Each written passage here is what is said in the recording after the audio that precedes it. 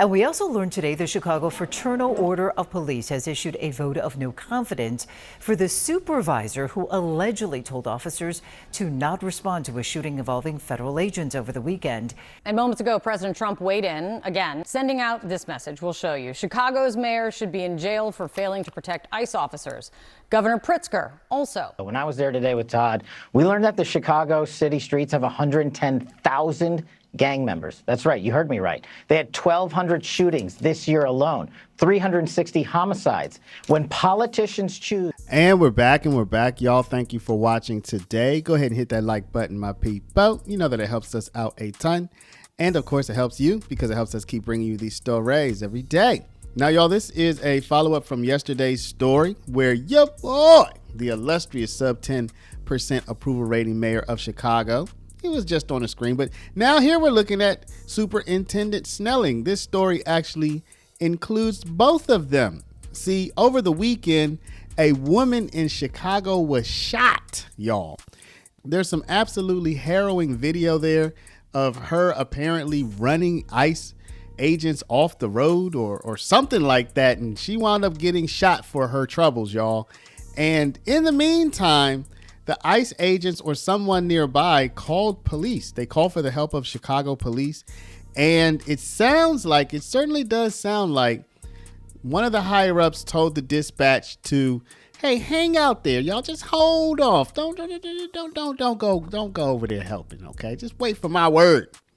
And that is causing a big dust up now to the point where the Fraternal Order of Police, y'all, one of the biggest police organizations in the country, is having a no confidence vote. No confidence vote is like, look, man, we don't really mess with you. We don't like you. We don't have any confidence in you. That's to the chief of patrol, whoever the person is who reportedly told the police to hang out and stand down while people were running ICE agents off the road and getting shot for their troubles. So we're going to take a look at that today. We're also going to take a look at President Donald Trump says that the illustrious sub 10% approval rating mayor of Chicago should be jailed for his disastrous handling of the situation. And he also included the Illinois governor in that as well. So we'll take a look at that as well. So y'all, without further ado, let's go ahead and jump into it. But before we do, y'all, make sure you take care of your money. I'm not going to make this a long one, y'all. Go to Paralegold, PARALEGOLD.com or call 844-651-8334, 844-651-8334. If you have $50,000 to $100,000 or more in your retirement, protected from inflation, protected from monetary debasement, you're about to retire. Make sure your money's still there and it's still worth something by investing at least some of it in gold. Talk to our partners at Augusta Precious Metals.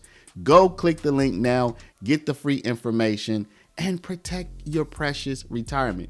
And we also learned today the Chicago Fraternal Order of Police has issued a vote of no confidence for the supervisor who allegedly told officers to not respond to a shooting involving federal agents over the weekend. It happened when agents say a woman armed with a weapon rammed into their vehicle. Yesterday, Chicago Police Superintendent Larry Snelling defended Chief of Patrol John Hine, saying there was likely some sort of miscommunication. Bavino says he spoke with Snelling and that he does not expect any issues in the future. In a letter about the situation, the Fraternal Order of Police says, in part, details are still emerging, but it appears that officers from the Chicago Police Department were ordered not to assist a group of ICE agents while they were physically threatened by what appeared to be an angry mob. Let me be clear, both the National FOP and the Illinois FOP believe that when an officer calls for assistance, you answer no matter what. The Trust Act is an Illinois state law that generally prohibits local law enforcement agencies in Illinois from participating in immigration enforcement. According to the Department of Homeland Security, ICE agents have faced a 1,000% increase in violence since the start of the year.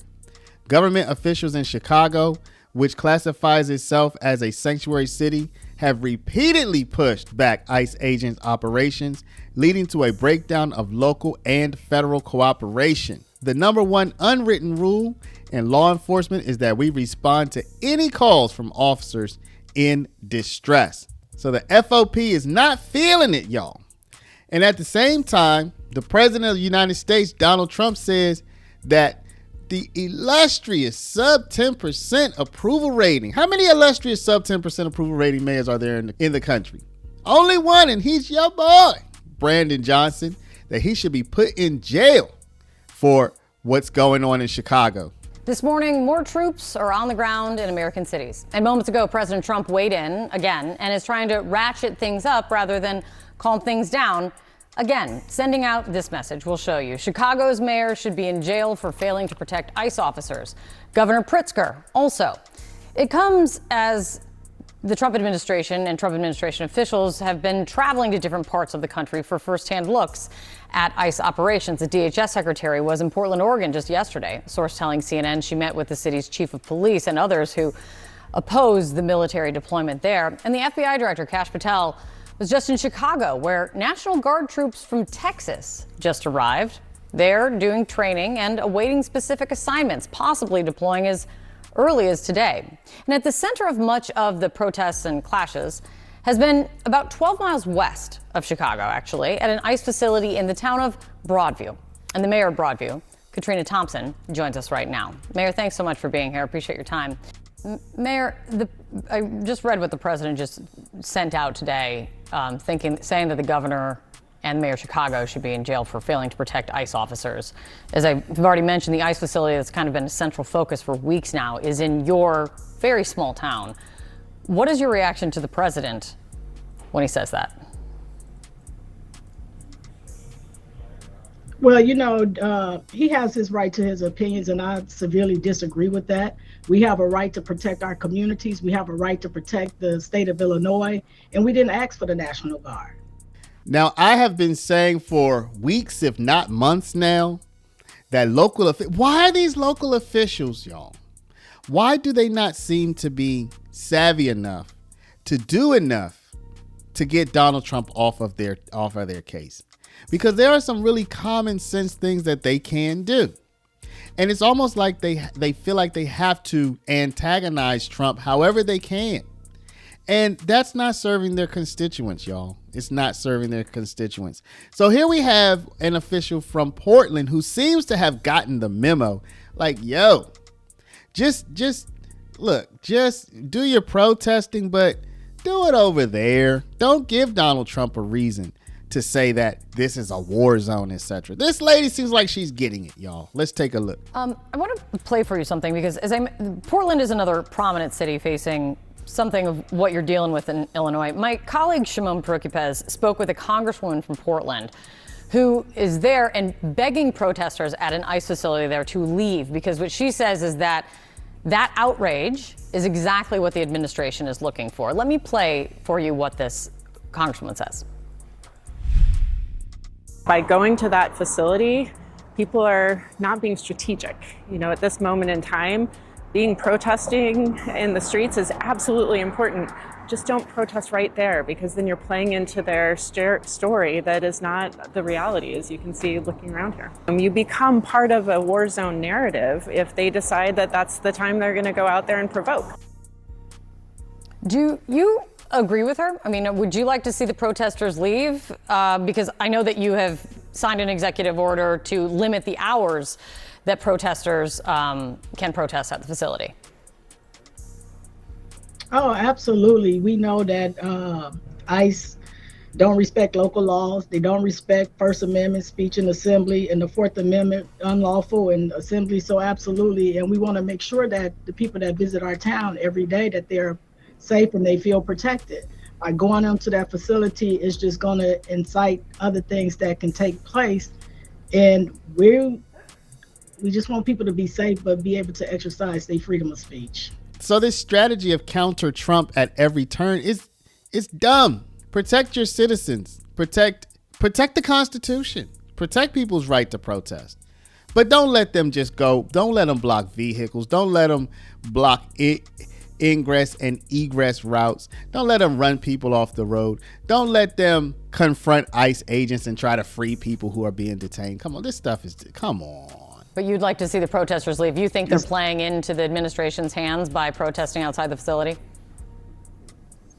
Well, emotions are high right now, right? And so when we channel that emotion of anger, sometimes we don't think rationally. And so we as local leaders have to put protocols in place to keep people safe. It's not to restrain or put a ban on anything. It's in the best interest of them. And sometimes people just don't know what's best for them because of the anger that they are facing or the challenges that they want to see changed from their lens. But I agree with her that, you know, we asking you all to stay away from the facility because it's going to create more problems. And again, we live here in Broadview, and then we have to deal with the aftermath. When those protesters come to our community, they get to go home. They get to go home trauma-free, drama-free, sleep well at night. Their families are not impacted. They can get up, go to work, and then we stuck with all of the aftermath stuff in the village of Broadview, and that's just, you know, we deserve that dignity, that peace and respect that you all get when you go to your respective community to sleep at night. Mayor of Broadview, a very small town, a village, as you said. Mayor Thompson, thank you for your time. Let's see what happens in these coming days. So y'all let me know, what do you think about all this? Do you think that the police are now, I mean, is there a division among them? Or are they going to come down firmly on the side of law and order? Or do you think they might divide, y'all? Some of the police are going to say, hey, I'm not for enforcing the laws. And then some police are going to say, well, we are. Let me know what y'all think down in the comments. But before you do, please stop, hit the share button, share this video out over email, text message, WhatsApp, Facebook, Snapchat, Instagram, all of your favorite social mediums. And if you're not a subscriber, please do subscribe. To my people with a retirement, hit the first link in the description, Paralegold, PARALEGOLD.com. Protect your precious nest egg from the upsies, downsies, roundsies, and the roundsies. And call and speak to our partners at Augusta Precious Metals at 844-651-8334. Thank you for watching. Love y'all, and we'll see you back in the next one. Taking the juggernaut that is demolishing the weaponization of law enforcement and bringing it to places like Chicago. When I was there today with Todd, we learned that the Chicago city streets have 110,000 gang members. That's right, you heard me right. They had 1,200 shootings this year alone, 360 homicides. When politicians choose to side with those metrics and not their citizenry, thank God we have President Trump and this Department of Justice and this FBI going in there and crushing violent crime. And President Trump sent us into these cities quietly to set the stage, to set up for the National Guard, to see the success that we saw in Washington, D.C., in Memphis. The FBI has been leading the charge in every single one of these streets because we know how to gather ground level intelligence, and we know how to put handcuffs on the bad guys, and we know that we have the backing of this administration. And most importantly, the agents at the FBI know that they have the backing of the American people and their government.